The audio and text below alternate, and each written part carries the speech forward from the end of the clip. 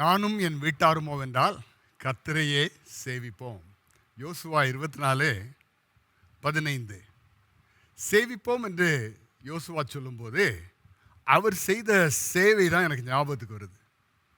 வாழ்நாள் முழுவதும் மோசேக்கு ஒரு வேலைக்காரனை போல அவர் சேவை செய்தார்னு நமக்கு தெரியும். இப்படி சேவை செய்கிறது குறித்து இயேசு ஆண்டவர் என்ன சொல்றார்ன்றது முதல்ல பார்ப்போமா?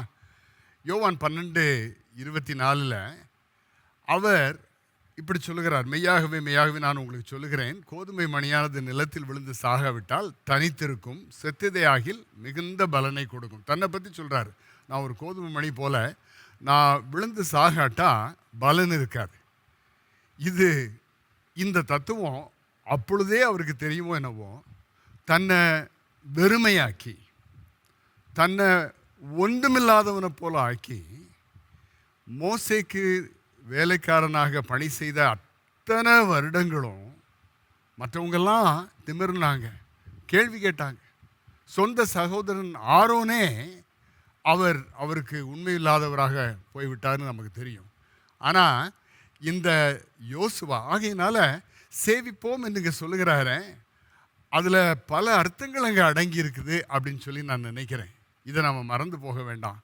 அப்படிப்பட்ட ஒரு மனிதன் இப்பொழுது, நான் இந்த சேவையை கர்த்தருடைய கிருபையினால் பூர்ணமாக செய்திருக்கிறேன், ஆனால் இனி காலங்கள் மாறுது, மோசே இல்லை, என்ன தலைமைத்துவத்தில் வைத்திருக்கிறீங்க, ஆனால் நான் ஒரு எடுத்துக்காட்டாக இருக்க போகிறேன். நானும் என் குடும்பமும் ஆண்டவருக்கு அதே போல் எங்களை தாழ்த்தி வெறுமையாக்கி விட்டு கொடுத்து, நாங்கள் ஒரு கோதுமை மணி கீழே விழுந்து சாகிறது போல நாங்கள் ஊழியம் செய்ய போகிறோம்.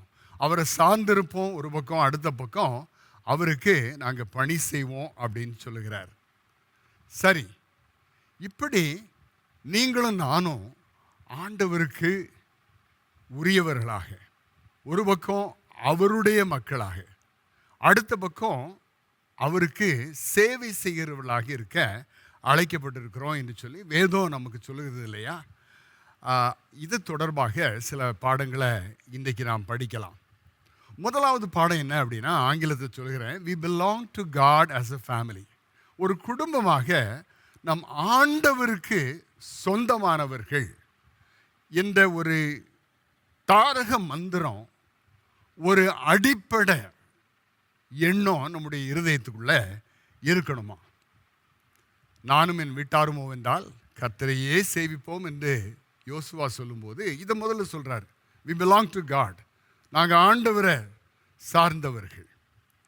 ஆனால் இன்னைக்கு அப்படிப்பட்ட ஒரு திட்டவட்டமான ஒரு முடிவு இல்லாதபடிக்கு, அப்படிப்பட்ட ஒரு நோக்கம், அப்படிப்பட்ட ஒரு அர்ப்பணம் இல்லாதபடிக்கு எத்தனையோ கிறிஸ்தவ குடும்பங்களை நாம் பார்க்கிறோம்.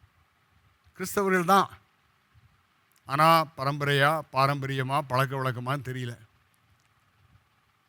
இப்படிப்பட்ட ஒரு கிறிஸ்தவ குடும்பம் அமெரிக்காவில் இருந்துச்சான்.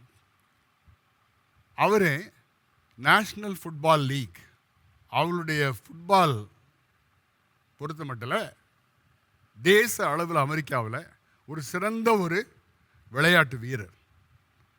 அவரும் அவருடைய மனைவியும் ஒரு நாள் அவங்களுடைய படுக்கை அறையில் பெட்டில் சுடப்பட்டு அங்கே இரத்த வெள்ளத்தில் இருந்தாங்களாம். 16 வயசு மகன் வெளியிலிருந்து ஓன்னு அழுகிறான். ஆனால் ஒரு சிலருக்கு சந்தேகம், ஏன்னா எல்லாத்தையும் பார்த்துட்டு இவனை தவிர வேற யாருமே இல்லை, இப்போ இவன் தான் சுற்றுப்பானோ.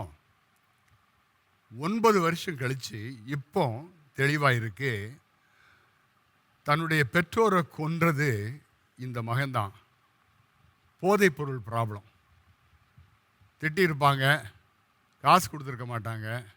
கடைசியில் கோடீஸ்வரராக இருக்கக்கூடிய என்னுடைய அப்பாவுடைய எல்லா பணத்தையும் எனக்கு தானே வரணும், அவரே தீர்த்து கட்டிட்டா. இப்படிப்பட்ட ஒரு வித்தியாசமான ஒரு கதை மூலமாக நாம் ஒன்றை படித்துக் கொள்கிறோம்.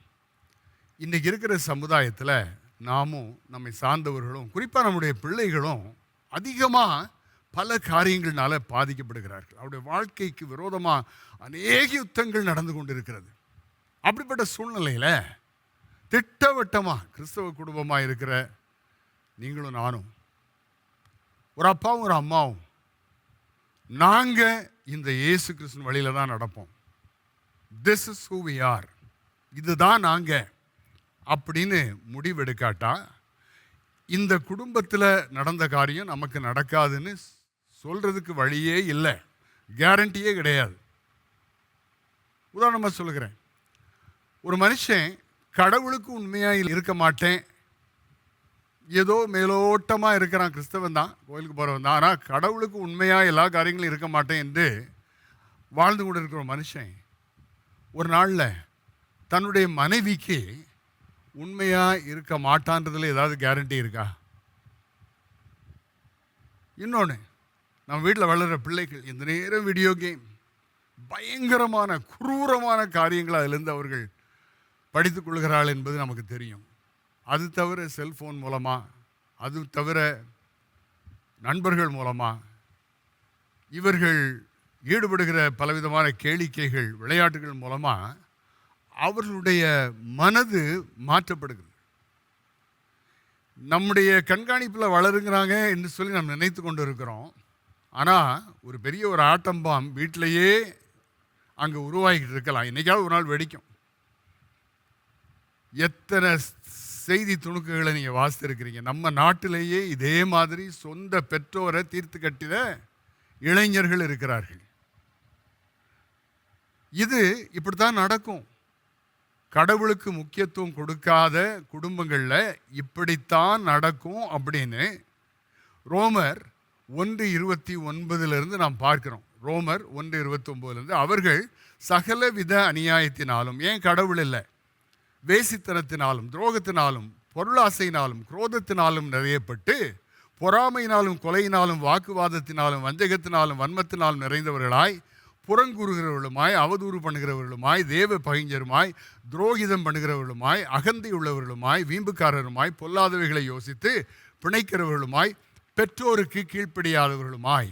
இந்த பெரிய ஒரு பட்டியலை பார்த்தா இப்படிப்பட்ட குணாதிசயங்களை உடைய மக்களை நம்மை சார்ந்தவர்கள் மத்தியிலேயே கொஞ்சம் குறைய நம்ம பார்க்கலாம் போல தெரியுது இந்த நாட்களில். ஏன்? திட்டவட்டமான ஒரு முடிவு இன்னும் எடுக்கலை. நாங்கள் கடவுளுக்கு உரியவர்கள். சும்மா ஏதோ கோயிலுக்கு போகிறனால மாத்திரம் அப்படி சொல்ல முடியாது. கடவுள் என்ன சொல்லியிருக்காருன்னு தெரியுமா? அவருடைய போதனைகளை முதலாவது அறிந்து கொள்கிறோமா?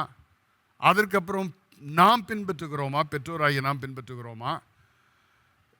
நம்முடைய குடும்பத்தில் வளர்கிற பிள்ளைகளுக்கு அவைகளை நாளும் பொழுதும் புகட்டுகிறோமா?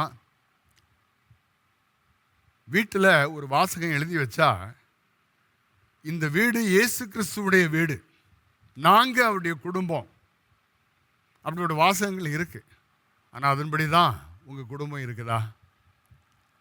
இன்றைக்கு ஒரு முடிவு எடுக்கணும் பிரியமானவர்களே. இந்த ஒரு வசனத்தை யோசுவா சொன்னதே அந்த சூழலில் தான்.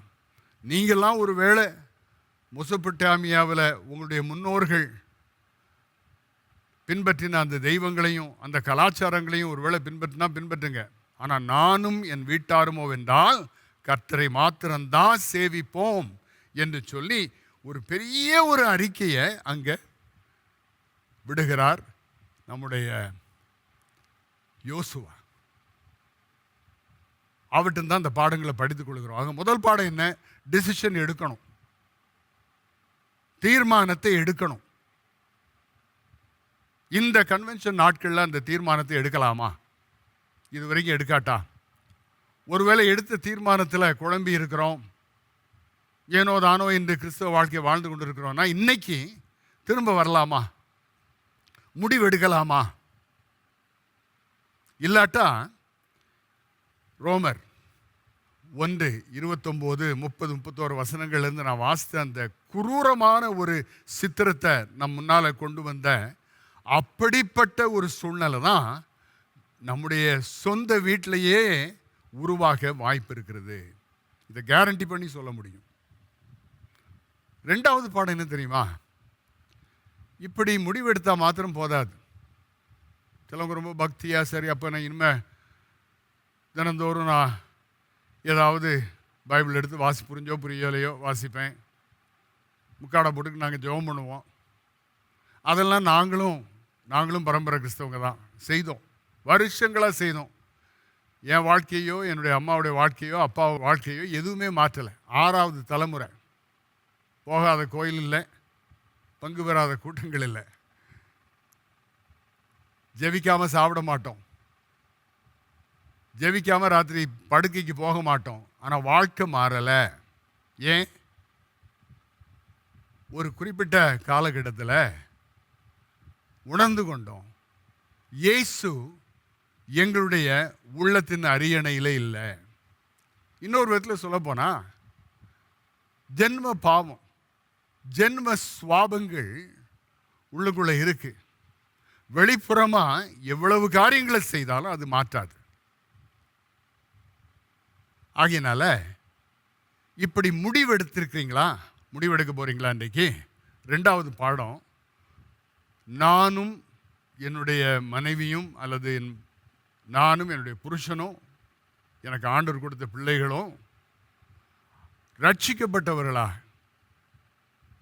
மறுரூபம் அடைந்தவர்களா, அகத்தில் மாற்றம் பெற்றவர்களா இருக்கிறோமா?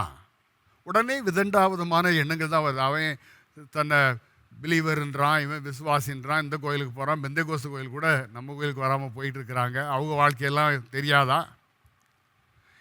இந்த சாக்கு போக்குகள் எல்லாம் அங்கே அவர் முன்னால் நிற்கும் போது சொன்னால் அது எடுக்காது. உனக்கு நான் வாய்ப்பு கொடுத்தேன், நீ முடிவெடுத்தியா? உனக்கு நான் வேதத்தை கொடுத்தேன், சத்தியத்தை எழுதி கொடுத்தேன், அதன்படி நடந்தியா? அதுதான் கேட்கப்படும். அதனுடைய அடிப்படையில் தான் நியாய தீர்ப்பு.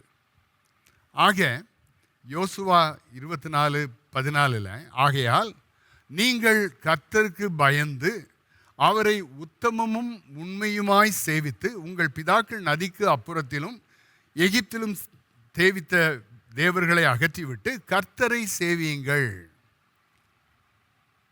திட்டவட்டமாக சொல்றார். நானும் என் வீட்டாரும் என்றால் கர்த்தரையை சேவிப்போம். ஆனால் நீங்கள் ஓடி போயிடாதீங்க, உங்களுக்கு வாய்ப்பு கொடுக்குறேன். ஆனால் உத்தமமானது இந்த கர்த்தருக்கு பயந்து கர்த்தரை உண்மையாய் சேவித்து கர்த்தரை சேவியுங்கள். யோவேல் 2:1 உள்ள வசனங்களின் ஞாபகம் வருது. சியோனிலே எக்காலம் ஊதுங்கள், என் பரிசுத்த பர்வதத்திலே எச்சரிப்பின் சத்தமிடுங்கள், தேசத்தின் குடிகள் எல்லாம் தத்தளிக்க கடவர்கள், ஏனெனில் கர்த்தருடைய நாள் வருகிறது, அது சமீபமாயிருக்கிறது.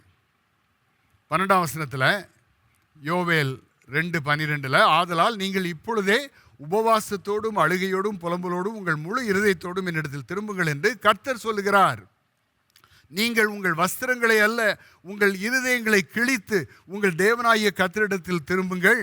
அவர் இரக்கமும் மன உருக்கமும் நீடிய சாந்தமும் மிகுந்த கிருபையும் உள்ளவர், அவர் தீங்குக்கு மனஸ்தாபப்படுகிறவருமாய் இருக்கிறார். நமக்கு தீங்கு செய்வதற்காக இந்த வார்த்தைகளை சொல்லலை, நம்ம கிட்டி சேர செய்வதற்காக, நம்ம உருவாக்குவதற்காக. அவருடைய ரத்தம் நமக்காக, இயேசு கிறிஸ்து ரத்தம் 2000 வருஷத்துக்கு முன்னால் சிலுவையில் சிந்தப்பட்டதே, அந்த இரத்தத்தினால நிச்சயமாக மூடி இந்த ஜென்ம சுவாபத்தை மாற்றி இருதயத்தை அவருடைய இரத்தத்தினால கழுவி பரிசுத்தமாக்கி, ஏதோ நான் சில முடிவுகளை எடுக்கிறேன், அந்த முடிவுகளின்படி வாழுகிறேன் என்ற அந்த வாழ்க்கைக்கு நம்ம அழைக்கலை.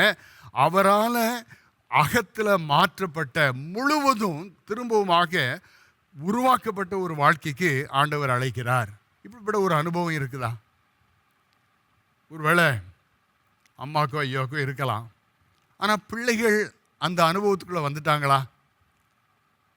வரணுன்ற ஒரு எண்ணமாவது நமக்கு இருக்கா? அப்படி அவங்க வரணும்னா அவர்களுக்கு எப்படிப்பட்ட ஒரு வாய்ப்பை நம்ம கொடுக்குறோம்?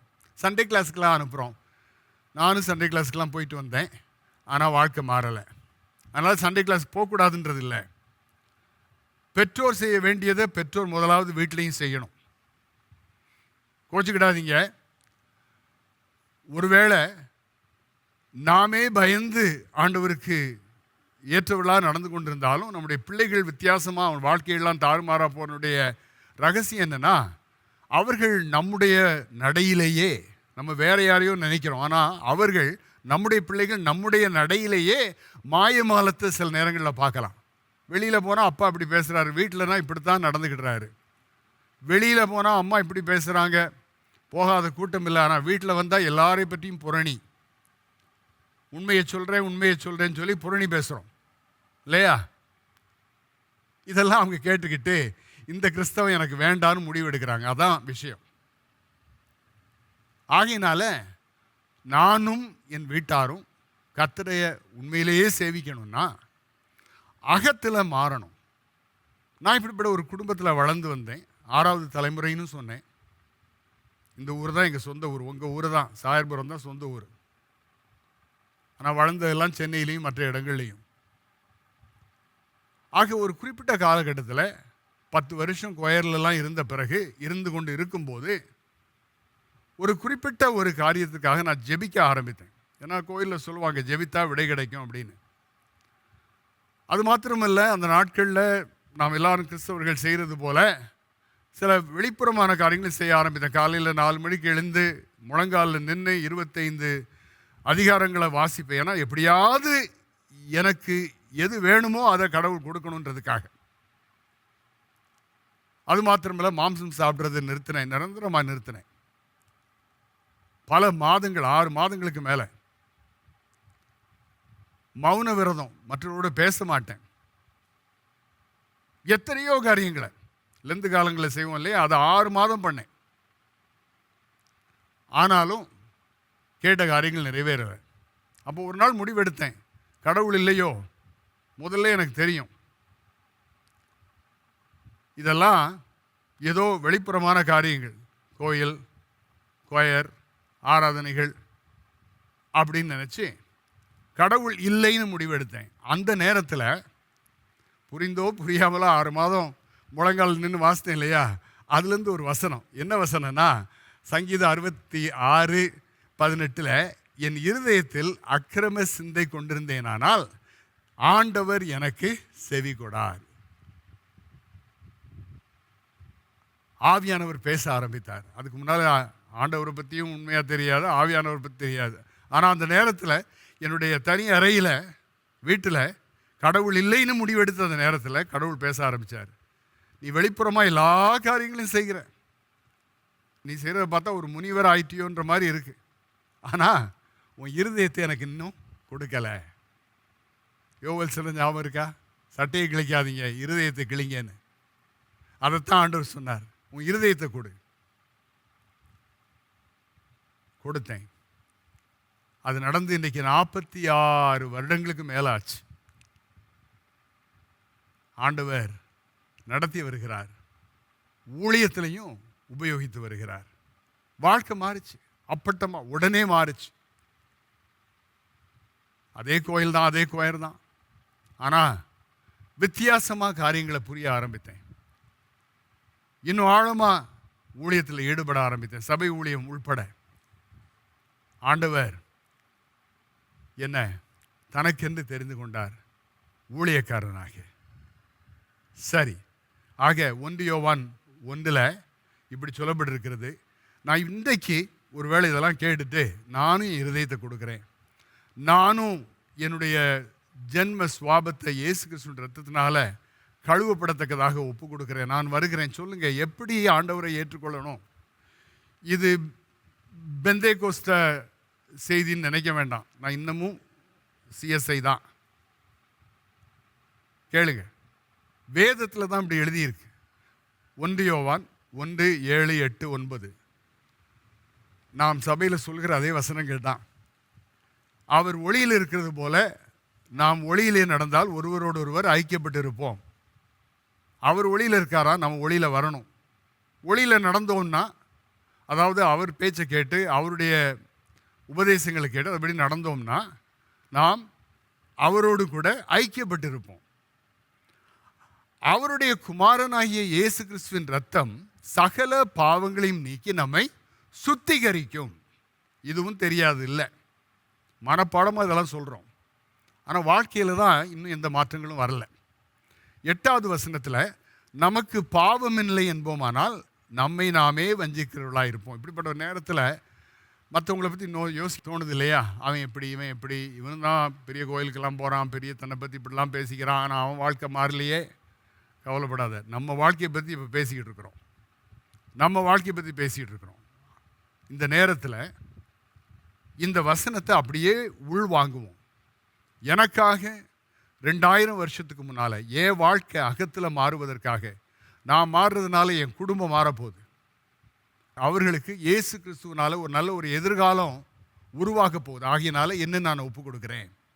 அவருடைய ரத்தம், ஆண்டவரே, விசுவாசம்தான். இதுக்கு பெரிய எந்த ஆட்டம் பாட்டம் எதுவுமே அவசியம் இல்லை. எனக்காக, என்னுடைய சொந்த பாவத்துக்காக, இதுவரைக்கும் நான் பாவ வாழ்க்கையில் வாழ்ந்திருக்கிறேன் ஒத்துக்கிடணும். என்னுடைய இந்த பாவ வாழ்க்கைக்காக அவருடைய ரத்தம் சிலுவையில் சிந்தப்பட்டிருக்கிறது. ஆகினால 8ஆம் வசனம் சொன்னது போல நமக்கு பாவம் இல்லை என்போமானால் நம்மை நாமே வஞ்சிக்கிறவர்களாக இருப்போன்றது மனதில் இருக்கணும். பாவம் இருக்கு ஆண்டவரே, நான் அவனை விட ரொம்ப பாவி இல்லைன்றலாம் நினைக்க வேண்டாம். நான் பாவி தான். உம்மோடு கூட ஒப்பிடும்போது நான் ஒன்றுமே இல்லை. நான் பாவிகளெல்லாம் நான் பிரதான பாவி. ஆகினால என்னை ஏற்றுக்கொள்ளுங்க என்று சொல்லும்போது 9ஆவது வசனத்தில் நம்முடைய பாவங்களை நாம் அறிக்கையிட்டால், வாரம் வாரம் அறிக்கையிடுறது மாதிரி இல்லை, ஆழ்மார்த்தமா ஆண்டவரோடு ஒன்றி, ஆண்டவரே என்னை கழுவுங்க, ஆண்டவரே நான் உங்களுடைய பிள்ளையா, உங்களுடைய மகனா, உங்களுடைய மகளா நான் இன்றையிலிருந்து வாழ விரும்புகிறேன். நான் பாவி, உங்களுடைய ரத்தம் என்னை கழுவட்டும். நம்முடைய பாவங்களை நாம் அறிக்கையிட்டால் பாவங்களை நமக்கு மன்னித்து எல்லா அநியாயத்தையும் நீக்கி நம்மை சுத்திகரிப்பதற்கு அவர் உண்மையும் நீதியும் உள்ளவராக இருக்கிறார். விசுவாசம் பாவத்தை உண்மையிலேயே முழுவதுமாக அறிக்கை செய்து அவரோடு கூட ஒன்றும்போது நிச்சயமாக அவர் நம்மை ஏற்றுக்கொண்டு எல்லா அநியாயத்தையும், இந்த பாவ உணர்வுகள், ஜென்ம சுவாபங்கள், நம்மை நாமே நீதிப்படுத்திக் கொள்கிற காரியங்கள், ஒளிப்படத்தில் நாம் செய்கிற காரியங்கள், யாரிடத்திலிருந்து ஒளிந்து கொள்ளலாம், நான் கடவுள்கிட்ட ஒளிந்து கொள்ள முடியாது. அவைகள் எல்லாவற்றையும் ஆண்டவர் இன்று இப்பொழுது மாற்றுகிறார். நான் பேசிக்கிட்டு இருக்கும் போதே, ஆண்டவரே தட்ஸ் மீ லார்ட், அதுதான் நான் ஆண்டவரே, என்னை கையை உயர்த்தி சொல்கிறீங்களா? ஆண்டவரே என்னை ஏற்றுக்கொள்ளுங்கப்பா, நான் பாவி ஆண்டவரே, என் பாவத்தை இப்பொழுதே எனக்காக சிந்தப்பட்ட ரத்தம் கழுவட்டும்பா, இப்பொழுது சுத்தமாக்குங்க ஆண்டவரே. இந்த சின்ன ஜெபம், 10 வார்த்தைகள் அடைந்து இந்த ஜெபம் இந்த நேரத்தில் உங்களை மாற்றுது. சகோதரனே, சகோதரியே, இந்த நேரத்திலேருந்து ஒரு புதிய பாதையில் நடக்கலாம்.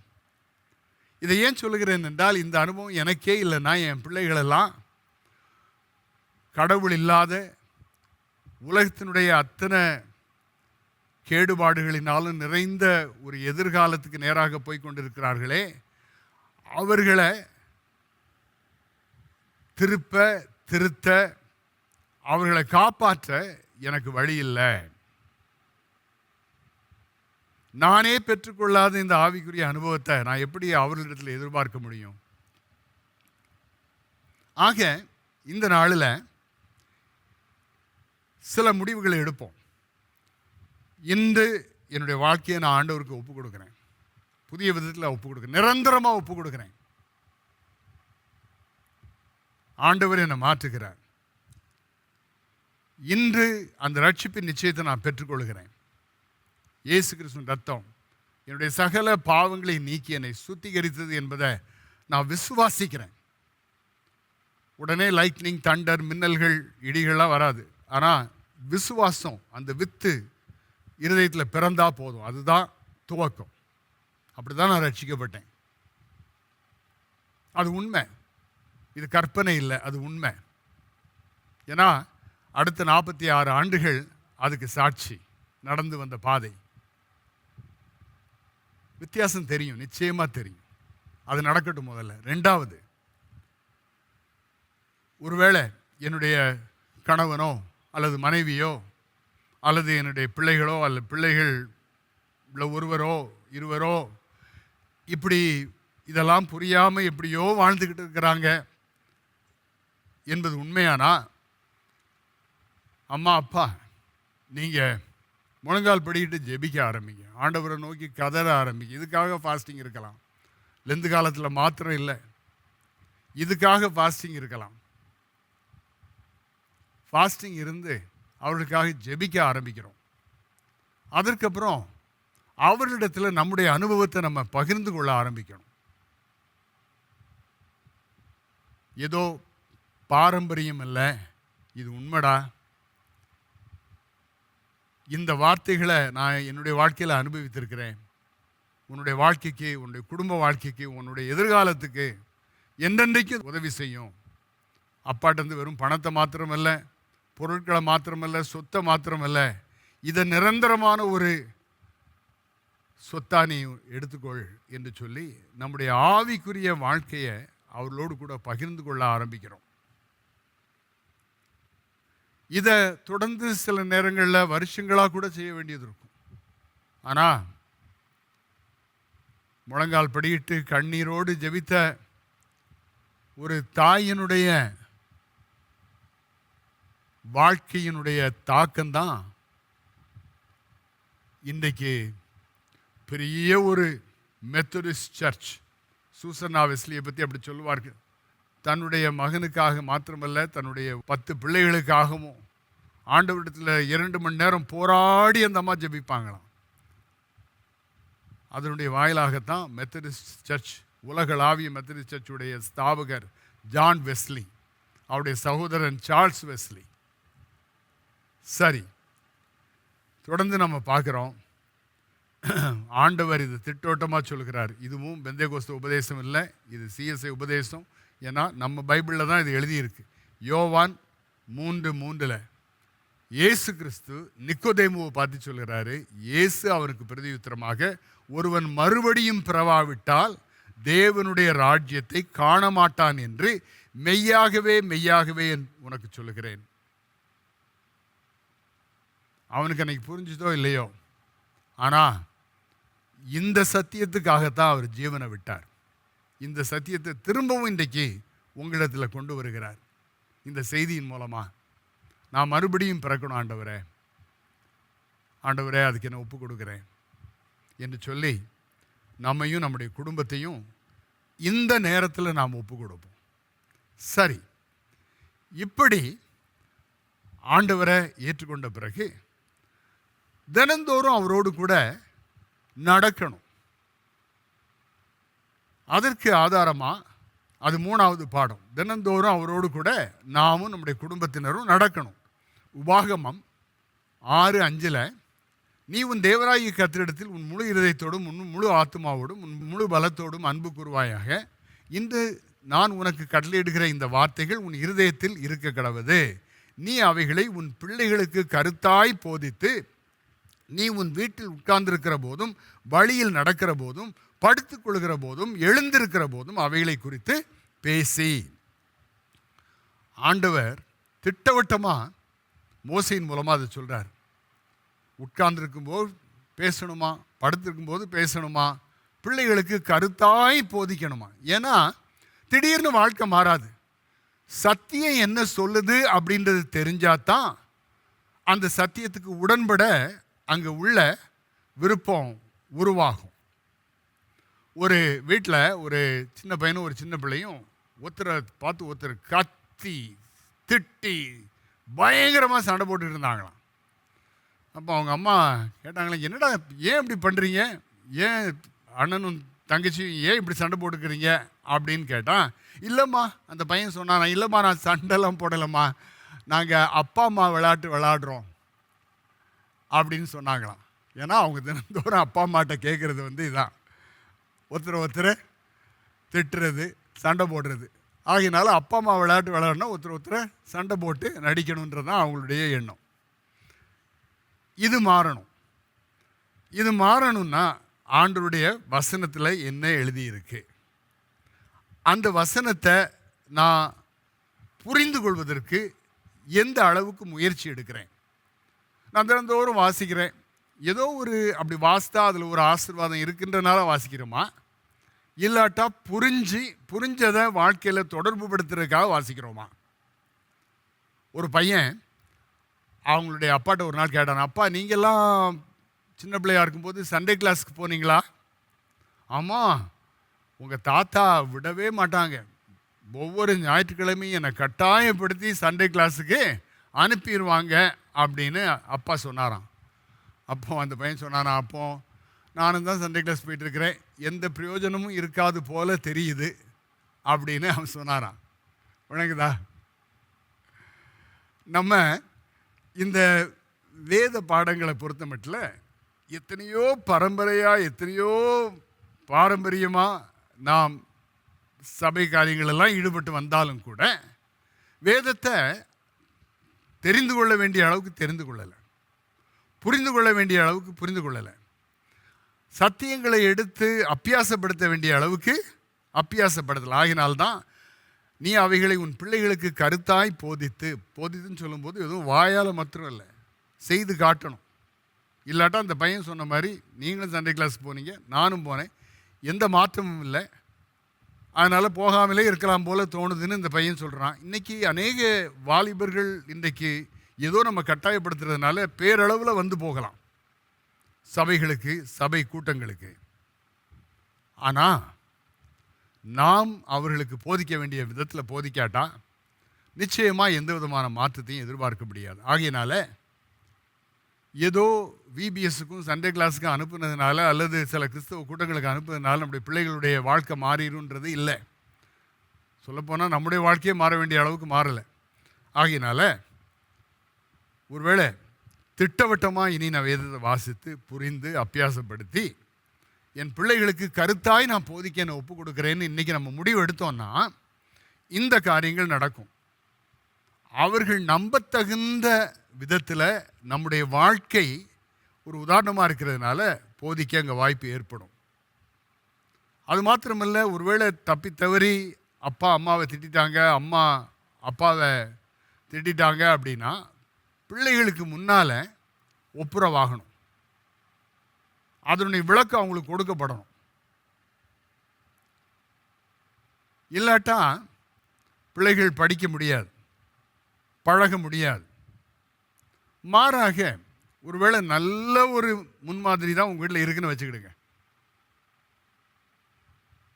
அப்போ பாரு, அப்பா அம்மாவை நடத்துகிற விதம், அம்மா அப்பாவை நடத்துகிற விதம், இது எங்களுடைய பிறவி குணம் இல்லை, நாங்கள் ஆண்டவருக்கு பயந்துருக்கிறதுனால இப்படி ஒருவரை ஒருவர் மதித்து அன்பு செலுத்தி நடத்துகிறோம். இதை விளக்கி காட்டணும். அப்பாவுக்கு இருக்கிற சம்பளத்தில் வீட்டு காரியங்களை பார்க்க முடியல, ஆனாலும் பரவாயில்ல, இதே வேலையை பார்க்குற இன்னொரு அப்பா சம்பளம் கிம்பளம்லாம் வாங்குறதுனால அவங்க வீடெல்லாம் கட்டிக்கிட்டு இருக்கிறாங்க, காரெல்லாம் வைத்துருக்குறாங்க.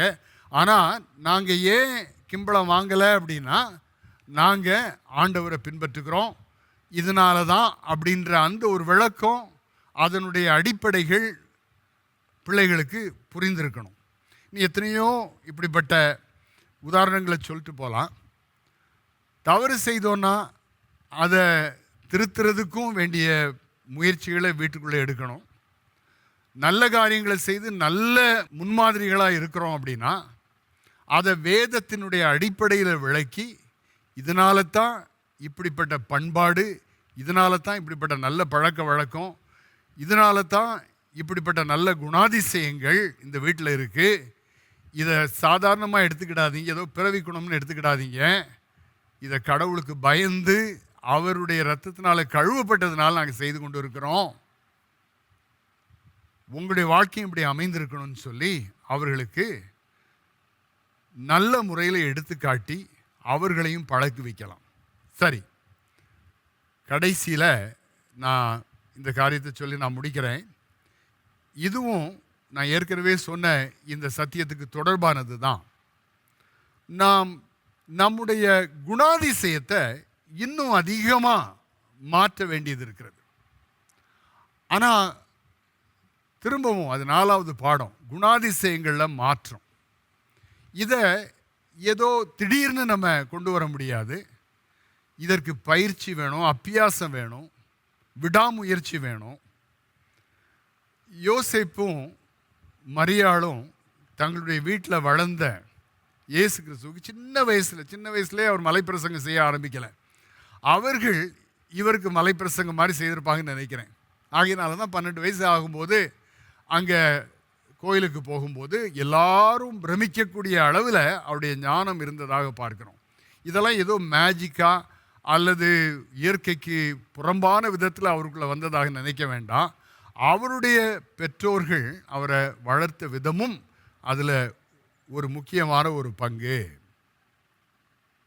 ஆக இதை புரிந்து கொண்டோம் அப்படின்னா, நான் இறுதியில் இந்த காரியங்களை சொல்லி நான் நிறைவேற்ற நான் விரும்புகிறேன். இந்த செய்தியை நாம் வீட்டில் நல்ல நல்ல குணாதிசயங்களை வளர்ப்பதற்கு எல்லா முயற்சியும் எடுக்கணும். அதற்கு அடிப்படை வேத வசனம். ஆக வேதத்தை வாசிக்கிறத வீட்டில் எல்லாருக்கும் பழக்கமாக மாற்றணும். வேதத்தை மனப்பாடம் பண்ணுறத பழக்கமாக மாற்றணும். கூடி ஜெபிக்கிற நேரத்தில் வேதத்தை விளக்குறத ஒரு மாற்றமாக ஒரு முக்கியமான ஒரு பகுதியாக கொண்டு வரணும். அது மாத்திரமல்ல, நம்முடைய குடும்பத்திற்கு இயேசு கிறிஸ்துவனுடைய உபதேசத்தின் அடிப்படையில் இந்த அடிப்படைகள் உண்டு, அடிப்படை குணாதிசயங்கள் உண்டு, அடிப்படை செய்முறைகள் உண்டு, அணுகுமுறைகள் உண்டு என்பதை தெளிவுபடுத்தி பிள்ளைகளுக்கு நாம் காட்டணும். அப்படி இருக்கும்போது தான் காலப்போக்கில் நிச்சயமாக நம்முடைய குடும்பம் மாறும்.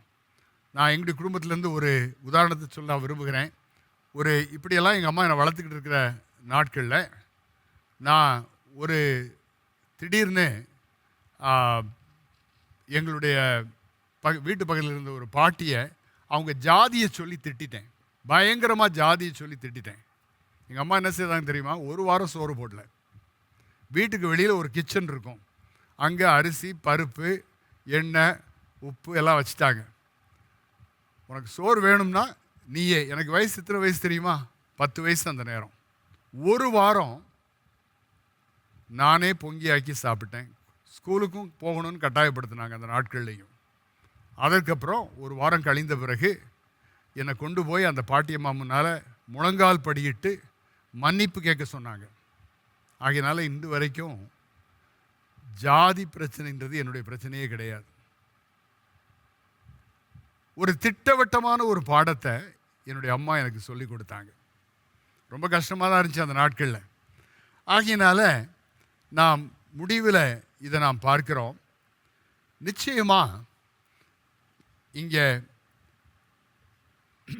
யோசுவா சொன்னது போல திட்டவட்டமாக கர்த்தருக்கு பயந்து, யோசுவா 24:14 நான் வாசிக்கிறேன். கர்த்தருக்கு பயந்து அவரை உத்தமமும் உண்மையுமாய் சேவித்து உங்கள் பிதாக்கள் நதிக்கு அப்புறத்திலும் எகிப்திலும் சேவித்த தேவர்களை அகற்றிவிட்டு கர்த்தரை சேவியுங்கள்னு சொன்னார் இல்லையா? இதனுடைய அர்த்தத்தை தான் இன்றைக்கு இந்த பல விளக்கங்கள் மூலமாக நாம் புரிந்து கொள்ள முயற்சி செய்தோம். இன்றைக்கு ஒப்பு கொடுப்போமா? குடும்பமா கர்த்தரை சார்ந்திருப்போம். கர்த்தர் தான் எங்களுடைய தெய்வம்னு முடிவெடுக்கிறோம். 2வது, இன்னும் ரட்சிப்பு நிச்சயமெல்லாம் இல்லாட்டா இன்றைக்கு ஒப்பு கொடுக்குறோம். இயேசு கிறிஸ்துவின் ரத்தத்தினால் நம்முடைய வாழ்க்கை மாற்றப்படுது. ஜென்ம சுவாபம் அகற்றப்படுது, கழுவப்படுகிறோம். அடுத்தது, குடும்பத்தில் வித்தியாசமான பழக்க வழக்கங்கள், குணாதிசயங்கள், இடைபாடுகள், அதுக்கு நடுவில் நம்முடைய முன்மாதிரி